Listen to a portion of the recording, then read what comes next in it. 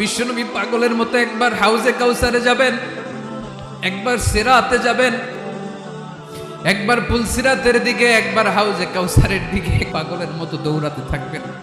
তার কোনো গুনাহগার উম্মত যাতে জাহান্নামে ঢুকে না যায়, সেদিন কেউ সুপারিশ করতে পারবে না বিশ্বনবী ছাড়া। এজন্য 5 নম্বর আল্লাহ বললেন, মান যাল্লাযী ইয়াশফাউ ইনদাহু ইল্লা বিইযনিহি।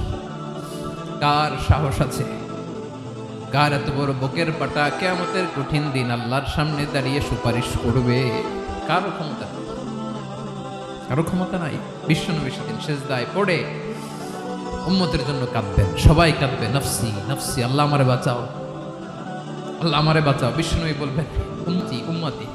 বিশ্বনবী আমার জন্য কাঁদবেন, আপনার জন্য কাঁদবেন, আমাদের জন্য সেদিন কেঁদে কেঁদে জাহান্নামের দরজায় দাঁড়িয়ে আমাদেরকে টেনে টেনে জান্নাতে ঢুকাবেন। এজন্য এই বিশ্বনবীর ভালোবাসা যেন আমাদের হৃদয়ে ভরপুর থাকে। আমার ভাইয়েরা, প্রতি শুক্রবার বিশ্বনবীর উপরে বেশি বেশি যেন আমরা দুরূদ পড়ি। আমরা যখন বিশ্বনবীর সালাম দেই, দুরূদ পড়ি,